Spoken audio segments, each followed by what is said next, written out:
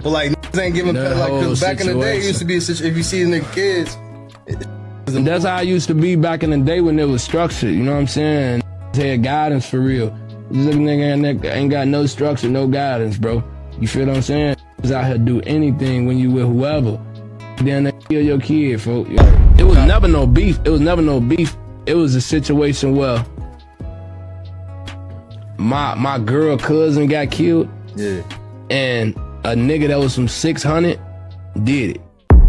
Hey, you niggas get on the internet every day and talk about how y'all killed the nigga, where y'all killed him at, who y'all killed. Y'all talk about bodies every day, gang. Who spanking, who the savages. From interviews to on live to text messages to phone calls. But as soon as I get on the interview, you feel me, and say, oh, he a snitch, he talking too much, he this, he that.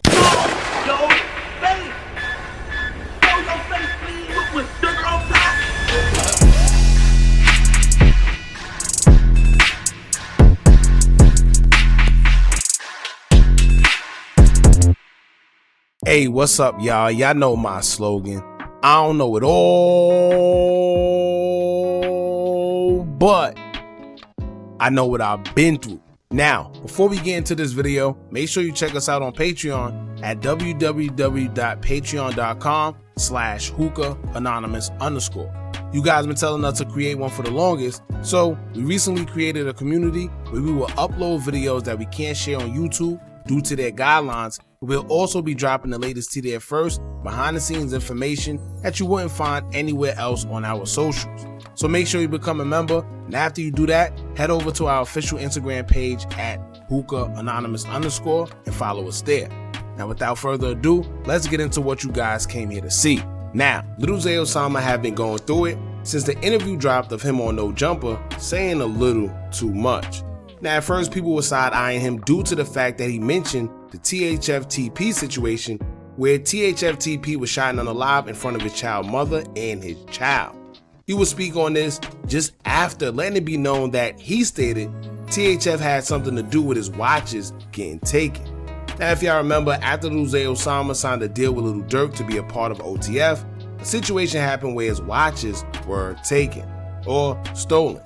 Allegedly, the guys who were behind taking it said he was robbed for it, while Lil Zay was saying that they took it from him while he was asleep in his hotel room. Y'all heard about the situation with the watches, right? We had an OTF chat, like where we all talking shit. A group chat. Yeah, where we pull up the video, each other video shoots and all this.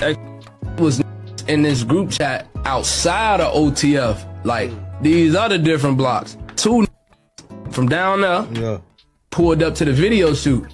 I never had no problem with them, no bad vibes with them. So you know they come to the video shoot, we kicking it. Video shoot over, I leave. I go to my hotel room. I go in the room, I fall asleep. Every night I take my watches off before I take my chains off. You feel what I'm saying? I took my watches off, both of them, and put them on the front room table. I wake up the next morning, bro, like 7 in the morning, bro. Gone, you hear me? Now in the video we did, I explained that he went from telling us the day he found out they took it is because he said out his own mouth is the day he got caught with the guys driving around with the firearms that were caught within the car. He would get on No Jumper and also admit that that day they went to spin THF Hood. Keep in mind, these are his words, not mine. So how you end up finding out the niggas took it though? Once this happened, we spin a block. You feel me? Situation happened downtown when they found the choppers and the AKs in the trunk, all that. I didn't get locked up that day. They were saying I got locked up. I didn't get locked up. My little brother got locked up, but he got out.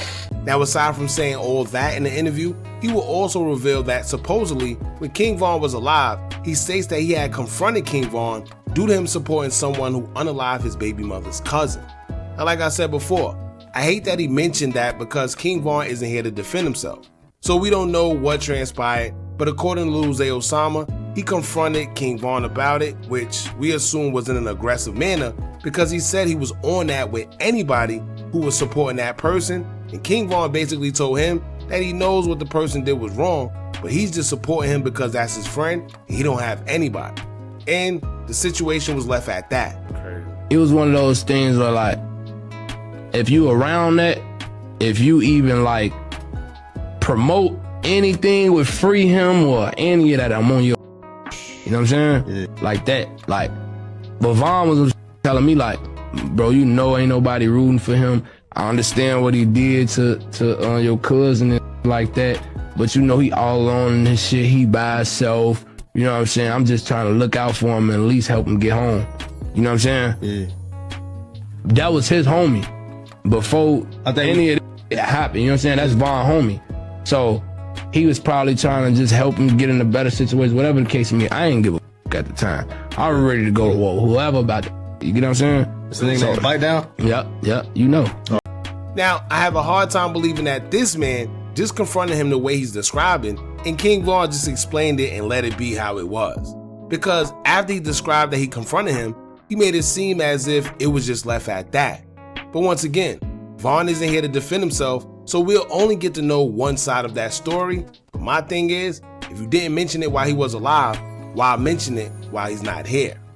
However, within that interview, names were mentioned, hoods were mentioned by Lil Zay Osama, and he caught backlash because people feel that he was dry snitching. And it's funny because before people even started saying it, if y'all go back to the video we did reacting to the interview, we said that he was saying a little too much then, and some things just shouldn't be said on the podcast for the world to hear. Now, after the interview dropped and people began saying he was saying too much, King Von affiliate Mona Lisa would take to her IG story with a message in regard to the situation, as she would say, quote, "You don't have to actually snitch to the police. Y'all ninjas get on these blogs and start venting and expressing yourself. Self-snitching and telling what y'all homies did, knowing the feds own all these apps like they ain't watching. Making fake subliminals, not being direct, but being direct. Ninjas still got open cases, all type of ish. No matter how it went down, or if it happened years ago, these police opening up cases from 10 years ago and making ninjas blocks catch Ricos, but you ain't snitching. You giving these folks hints on where to go and find the MF and self-incriminating yourself, cause how you know all these allegations and you ain't reported to them, yo but an accessory." And basically, she's 100% right. It's sad that a girl has to come out and tell guys how to move in the streets when it comes to not saying too much. And like I stated before, I don't know what it is at No Jumper, but these guys go up there and start having diarrhea of the mouth and just spill it all. At this point, I think Adam have these guys under some hypnosis or something because ain't no way. These guys go up there and talk 10% about their music and 90% about street business. Since when was that cool? No Jumper have already been implicated in indictments, Ricos, Adam having to give up videos and audios, but yet they still go up there and say too much. These guys get tricked to start mentioning street stuff every single time, and as much yerks or pills the kid Bloodhound Q50 sniff, he seemed to be the smartest when it came to doing interviews based on how he handled DJ Vlad's questions. So, I don't know. However, THF affiliate THF Little Law also had something to say in regards to the interview, as he would take to his IG story to say, quote, "These N-words informants, cuz." Then he put the emoji symbolizing the Taliban guy, referring to the Osama part of Lil Zay Osama. Now, of course, Lil Zay Osama had to respond to the backlash, and he basically stated that everyone else get on social media talking about bodies and who blocks they spent and who did what, so why he can't do it? Which is crazy for a person of his caliber to say, but y'all check this out. Hey, you just get on the internet every day and talk about how y'all killed the nigga, where y'all killed him at, who y'all killed. Y'all talk about bodies every day, gang. Who spanking shit, who the savages. From interviews to on live to text messages to phone calls. As soon as I get on the interview, you feel me, and say, "Oh, he a snitch, he talking too much, he this, he that." You suck my your homies died. Get in the field. I don't even supposed to be talking like this on here, but I'm just telling y'all, gang. Stop DMing me, stop texting me, stop sending me shit. I don't give a fuck what I said in that interview. I ain't never snitched, I ain't never told them. But all your friends is rats, though. All your friends is rats, though. All y'all niggas got paper. Now, remember when you was young and your mother said, if your friend jumped off a bridge, are you gonna jump off a bridge too? I'm convinced that Lil Zay Osama is, if your friend jumped off a bridge, are you gonna jump off a bridge too, was a person. Because I hear what he's saying, right? But just because they're doing it, don't mean you should do it too. And for him to be who he is, that was a bad excuse to use. Most of the guys doing it is YNs anyway. So most of us don't care if they do it because they're young and don't know any better, and we know that. Majority of them just want attention. But you are Lil Zay Osama. Sometimes it's just the fact that you are who you are, doing what you're doing, and you should know better. Simple as that. But I guess since he see everybody else doing it, he figured, hey, why not? And that just goes to show that out here, it's just a lot of monkey see, monkey do. The problem is, they all monkey see and monkey doing the wrong thing and monkeying themselves right into indictments or an early grade, unfortunately. Now, with all that being said, the guys who are involved in taking the watches from Lil Zay, allegedly, will respond to the interview. They will go as far as showing off the watches that they took from him, allegedly, saying they still got them. He would take to his IG story with the watches and caption it, saying, quote, "They still around. Quit bapping from Cali, come get your ish back. Cause your homies ain't doing a good job, and you ain't did ish since, but talk, talk, talk, talk. Grow some guns, LOL."